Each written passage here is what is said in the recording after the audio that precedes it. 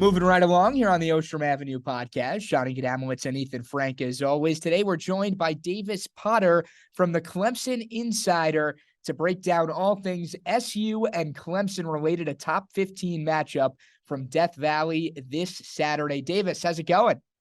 It's going well, man. I appreciate you guys having me on. I was mentioning to your co-host there off camera that I don't know if anybody saw an undefeated Syracuse undefeated Clemson matchup in late October when the schedule came out. Who would have thought? But regardless, we've got what should be a very intriguing matchup this weekend. I guess where I want to start, Davis, is, for Syracuse fans, kind of the talk of the town and what's been going on is that, this game is the biggest game that Syracuse football fans can think of in quite some time, right? You're inside the top 15. You're going down to play a national powerhouse like Clemson. Like, there are some serious stakes on the line for Syracuse this weekend. From a Clemson standpoint, fair to say that the team and the community and the fan base has adopted a similar mindset, or does it not feel as high stakes necessarily? Well, I think it's hard to argue that a game between undefeateds that is going to determine which team sort of puts itself in first place in the Atlantic Division standings is not a big deal regardless of which side you're on. But I do think there is some sense of maybe shock, for lack of a better term. It's just kind of what we were mentioning a second ago. Is like, I think a lot of Clemson fans are like, wait, hold on, undefeated Syracuse coming here, and this is the first time Syracuse has ever been ranked playing Clemson. And I think there's a lot of the people, not only within the Clemson fan base, but just around the country, maybe waiting to see, okay, is Syracuse really this good? Because, Syracuse has not played the toughest schedule. I think that their lone road game, y'all can correct me if I'm wrong on this, but I think their lone road game so far is UConn, which this is not UConn. So they're fixing to. I will say, I think Syracuse actually got a little bit of a break. This game was not put on that night ABC slot because obviously home the crowd and the fans here having all day to marinate before a late night kickoff. Man, it would be raucous for this matchup. And look, I think it's pretty close to a sellout anyway. The SID here at Clemson actually said earlier this week on Tuesday that there are about 500 tickets still left. So this thing's still going to be it's going to be easily the biggest crowd that Syracuse obviously played in front of away from home this year. So I think, myself, probably you guys, a lot of people are just sort of eager to see, okay, is Syracuse really going to give Clemson a game here? Because, despite both of these teams being ranked unbeaten, Vegas has the line at 13.5. Clemson being a favorite. So pretty big discrepancy there, considering, sort of the rankings and both these teams obviously being undefeated coming into this game. So I think that's sort of the gist. But from Clemson's, just looking more matchup specific, I think it's, you're just trying, if you're Clemson, to control your own destiny, as we mentioned earlier. Because if they lose this game, then they obviously don't do that, and they're going to need some help to try to get back to the ACC championship game, which is something they've been talking about doing since they missed out on it last year, which is very rare for Clemson, sort of in this modern era or last decade or so, which they've sort of dominated that Atlantic Division side of things. So, I don't think they're taking Syracuse lightly, although I am curious to see how Clemson approaches this game, because it's hard to get up for every single game every single week. And I was talking about this with a coworker earlier this week, but the last 4 weeks, Clemson's been at Wake Forest, a ranked Wake Forest team. Then you played a top 15 NC State team at home with Devin Leary, a healthy Devin Leary at the time for NC State.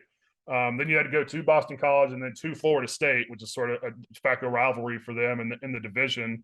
And last 3 of those games were all in that primetime night slot, and everybody around the program telling them, hey, this is a big deal. You got to be ready to get up for these games.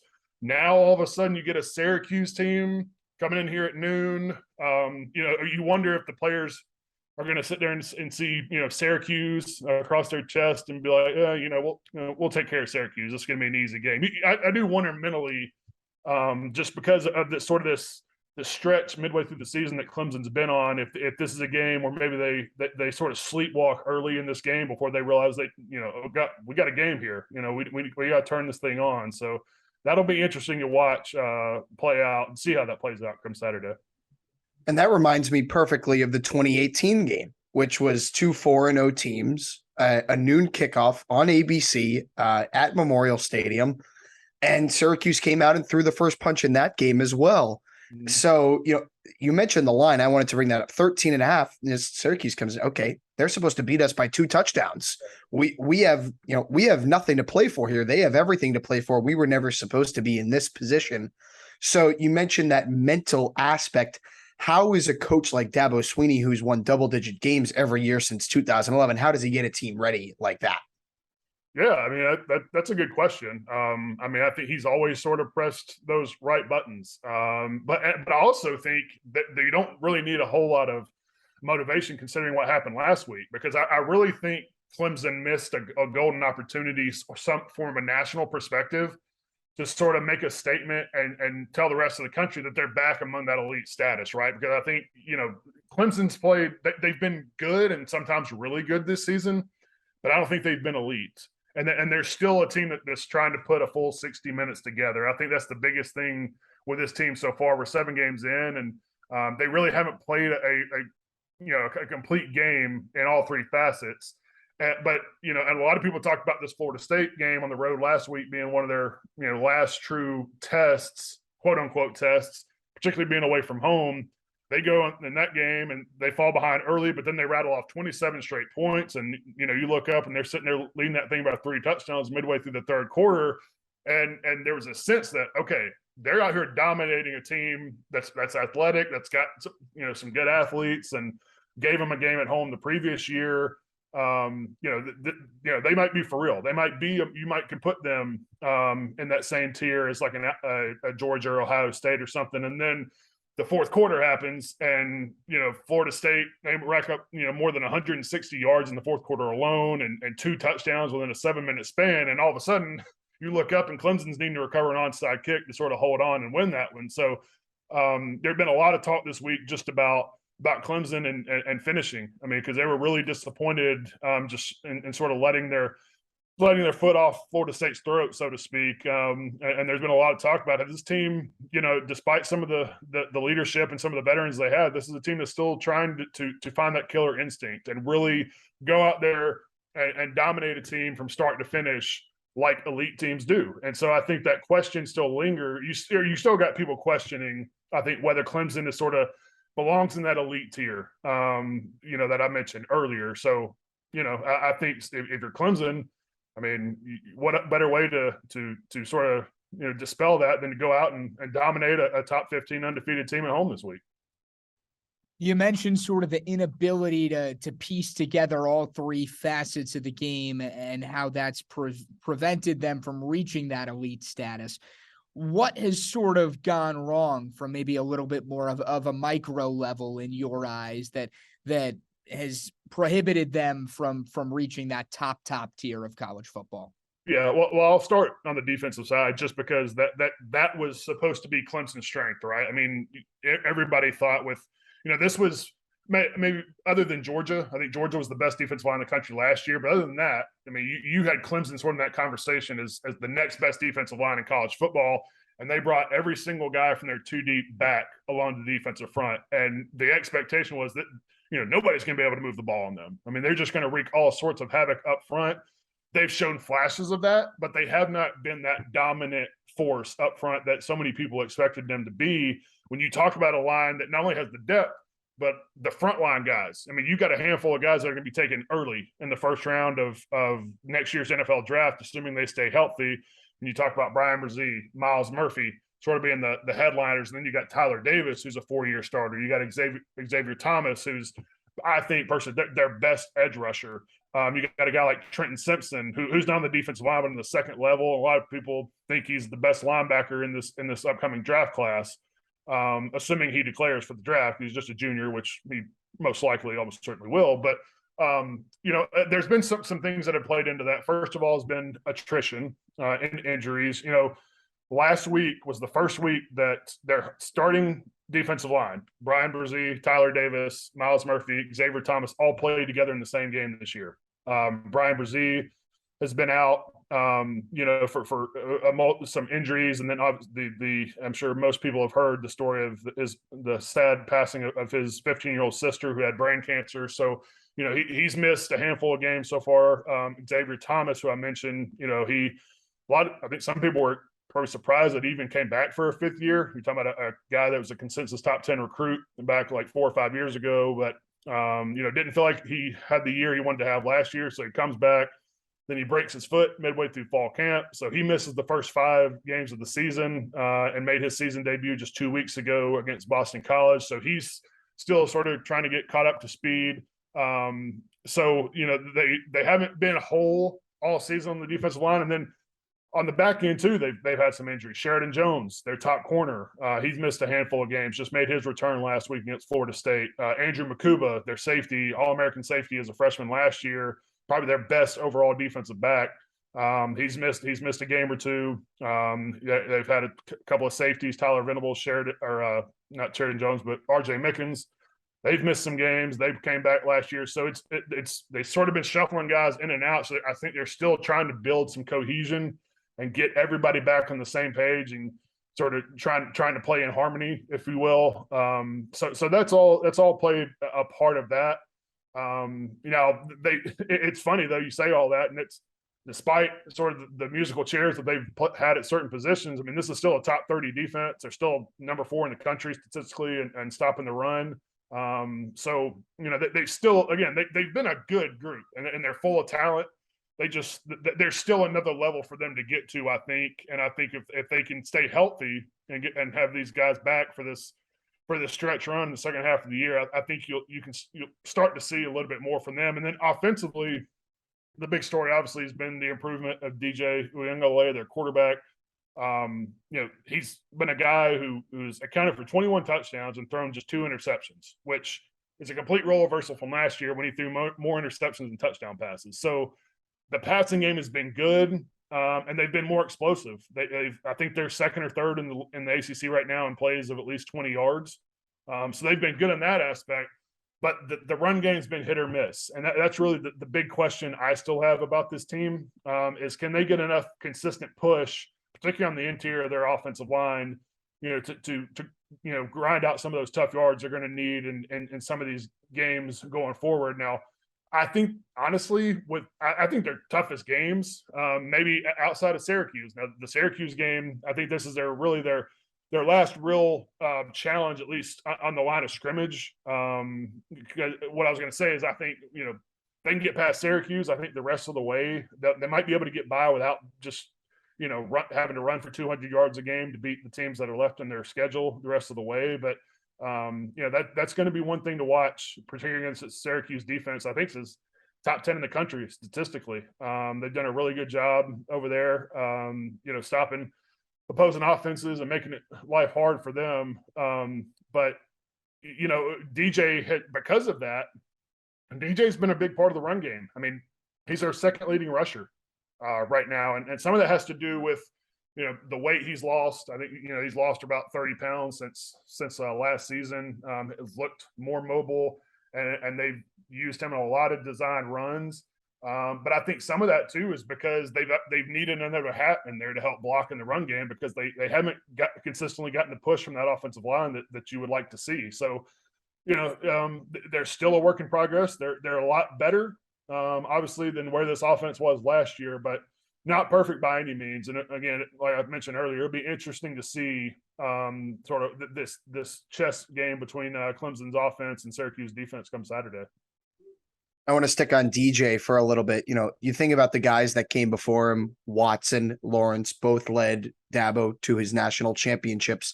And it felt like there was that burden of expectations on DJ. Okay, he's now my third, really, really good quarterback who can lead me to another national championship. And that Notre Dame game in 2020, when Trevor Lawrence missed that game, we were like, wow, this guy is going to be something. And then last year was, as you said, just a massive disappointment. Now he's come back this year. Is the expectation for DJ to lead Clemson to, a championship or a bust, or are people, have their expectations come down a little bit? No, I mean, I think that's what they recruited him for. I mean, I shouldn't say people forget, because I think that's that's part of the reason why last season was such a disappointment, right? Because he was a guy that was a 5-star recruit coming out of high school. As you mentioned, he was sort of next in line behind Deshaun Watson and Trevor Lawrence. Now, look, Trevor Lawrence is in a whole different category. I mean, that guy was just different. And I do think it's unfair to put DJ in that category or expect him to go out there and be Trevor Lawrence when he doesn't necessarily have that skill set, because there ain't many guys that do.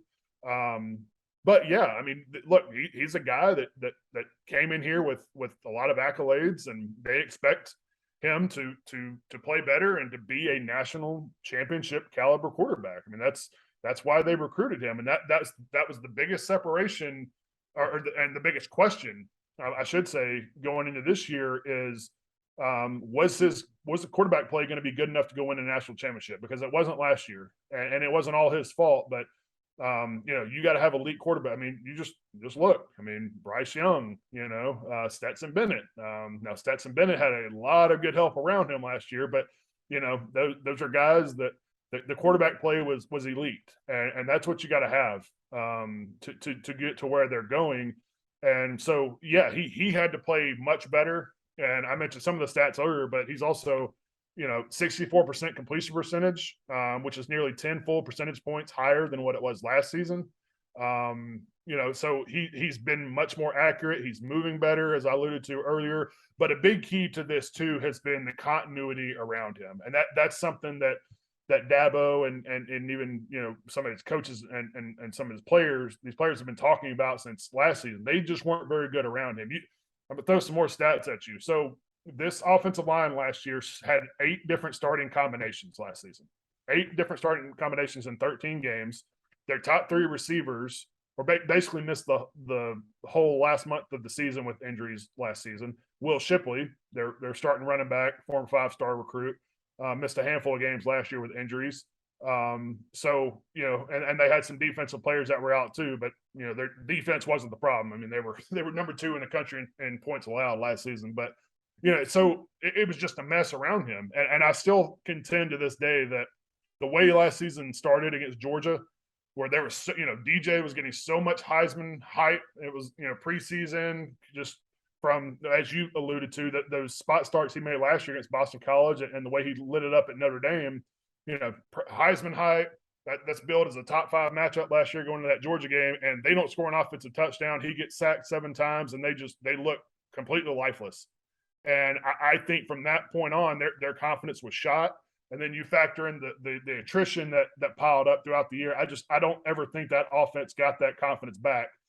And so that's what they needed more than anything. Not only DJ, but that whole offense. And you think about the opener this year, they scored 41 points against Georgia Tech, which we've come to find out that, as is usually the case, Georgia Tech's not great, but Clemson only surpassed hit the 40-point mark against a Power 5 team one time last year, and they did it in the first game this year. So I think it was, they talked so much in the offseason about, hey, we're going to be better, we're healthier, DJ's going to play better, but they had to go out and prove that. And I think in that Georgia Tech game, they weren't great, but they were vastly improved from what they looked like for most of last season, and put 41 points on Georgia Tech. And I think that was sort of the moment that they said, okay, we've got some tangible results here. This is something to build on. And I think it's been the complete opposite of last year, where when their confidence just sort of waned from the start of that season last year.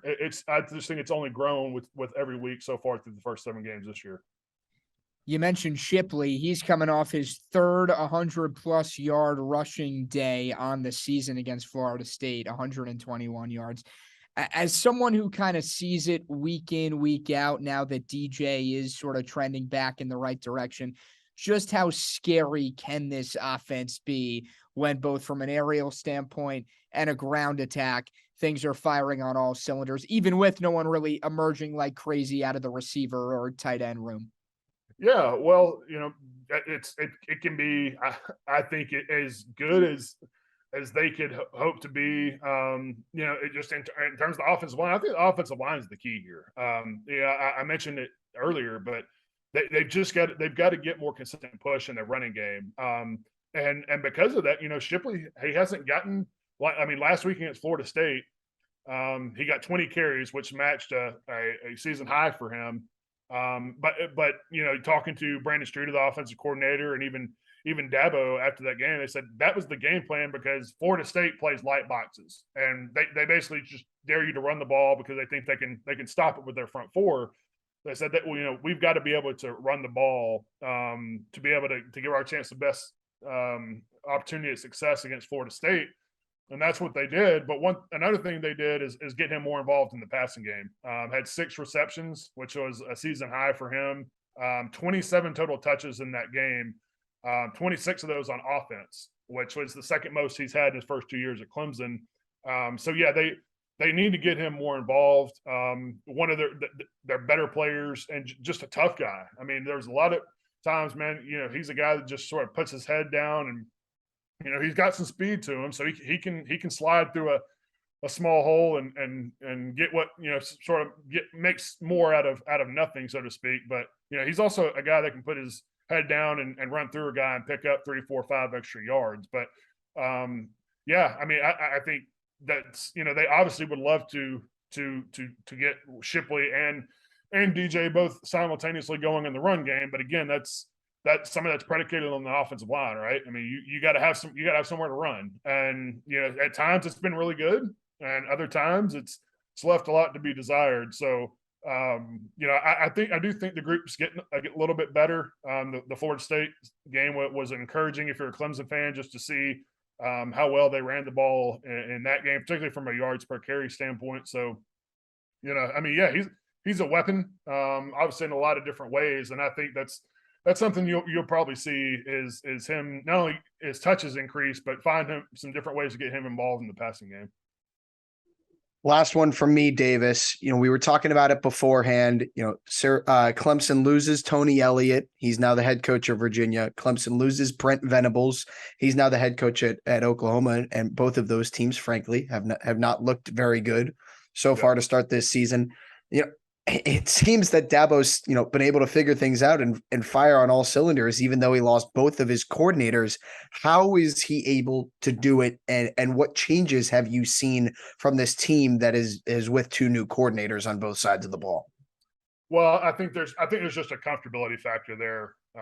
First off, because he's a guy that's loyal to his coaches, to his guys, and there were a lot of people that questioned the promotions of Brandon Streeter and Wes Goodwin, the defensive coordinator who replaced Brent Venables once he went to Oklahoma. And Dabo came out and said, "Look, I didn't interview anybody else. I made these decisions, as soon as we had vacancies. Basically, I didn't take me any time at all to promote my guys. So I think that sort of breeds confidence within your coaching staff. Like, hey, I've been here, I've paid my dues. Now he's giving me a chance. And I feel like that also, not that those coaches aren't, they're trying as hard as they can anyway, but, when you got a guy that stands by you and believes in you enough to promote you to a coordinator spot, I think there's a desire there to want to prove him right. And you want to try to do the best job that you can to show and prove to people that he made the right decision. So I think that's part of it. As far as changes, it's been interesting to watch the defense in particular because they've pressured a lot, which sounds strange to say, at least from my perspective covering the team. But again, from considering the expectation that there was for this defensive front coming into the season, because the big thought was, well, we've got these guys that can, all these first rounders and all these really talented guys, we're going to be able to get after you with 4 and drop everybody else into coverage. That hasn't necessarily been the case. And I also think not enough was made, including myself, of just how much talent that they lost in the secondary. Because they had 2 all ACC corners last year. Both of them were on Clemson's team, and Andrew Booth and Mario Goodrich. And then, you lose a 6-year player like Nolan Turner, who's playing with the Tampa Bay Bucks now. That's a lot of talent, and they don't have a ton of guys, or didn't come into the season that were veterans in terms of a lot of games played. Now Sheridan Jones is a senior, who I alluded to earlier, but this is still his first year as a full-time starter. They've got 2 true freshmen in their rotation there at corner, and Toriano Pride and Jaden Lucas. So they've struggled in the secondary, but some of that's been too. They've played a lot of man on the back end because they haven't been able to consistently get pressure with four guys. So they've brought a lot of linebackers and safeties on blitzes, just trying to get the ball out of the quarterback's hands and force some mistakes, and that's backfired some. Now Wes did say, after the Wake Forest game was just a disaster. Clemson really fortunate to win that game, but Sam Hartman and company just shredded them. And Wes, even admitted even after the game, he's like, man, I maybe shouldn't have been so aggressive in some of my play calls and should have maybe played more zone in the back end and help protect those guys more. So I think you've sort of seen an evolution of growth in him. Obviously being a long time off-field guy behind the scenes. I mean, he's been Brent Venables' right-hand man really for the last 3 or 4 years, but nobody ever really heard of him until he got promoted, at least outside of Clemson. So he's still a first-year coordinator learning on the job, and that's been some good and some bad, but I think that's been about it as expected. And then on the offensive side, I don't know that there's been really a whole lot of changes in terms of their play calling and schemes and stuff. And, Brandon said he really wasn't going to change a whole lot, in replacing Tony Elliott. I think it goes back to better quarterback play and then the pieces around DJ being better, and that continuity and being able to stay healthy and being able to run the same lineup out there every single game, because chemistry matters, cohesion matters. Your quarterback's able to throw to the same receivers that he's practicing with all week, and there's a certain timing there and rhythm, and guys get injured and hurt, and there's different guys shuffling in and out. That all gets discombobulated and thrown off. So I just think the fact that they've been better at quarterback and they've been better around DJ has really helped him with that. Now I do think they've taken more shots down the field. I think they are testing defenses more that way. Again, they've been more explosive just in terms of the number of 20 and 30-yard plays that they've been able to produce, because that was virtually non-existent in their offense last year, which was a big problem. They've just been better as a whole, and been able to run the same lineups out every year. And then that obviously Brandon's actually talked about this too, is that's given him confidence to be more aggressive with some of those play calls when you have guys that are executing that on a more consistent basis. Davis, we had a 3-point game last year, a 3-point game in 2017, a 4-point game in 2018, 19 and 20 blowouts. But which of those scripts do you foresee being the case this weekend, if we could trouble you for a prediction? Yeah, that's a good question. So I gave my prediction, our in-house prediction, earlier in the week, and I go back to what I said about getting up for every game. Now maybe I'm completely wrong. Maybe Clemson takes the other route and takes this game seriously and goes out there and makes a statement. I don't know. I feel like this is a game that Clemson will start slow in. I think they'll sort of be sleepwalking, and then I think they're more talented than Syracuse, and ultimately I think that'll make the difference there in the second half. But I'm not sure Clemson covers this game. Again, I could be completely wrong. I'm usually wrong about my predictions and the way predictions work, but I don't know. I predicted 27-17 Clemson earlier. I mean, I don't think Syracuse, again, going back to the fact that this is the most hostile road environment Syracuse has played in so far, I don't think Syracuse will be able to score a whole lot. I think, that crowd and playing on the road, I think that'll disrupt some of their timing and get to them mentally a little bit. But I don't know. I think Syracuse's defense is good enough to keep Clemson's offense from going crazy. So, like I said, I got a 10-point win for Clemson in the end.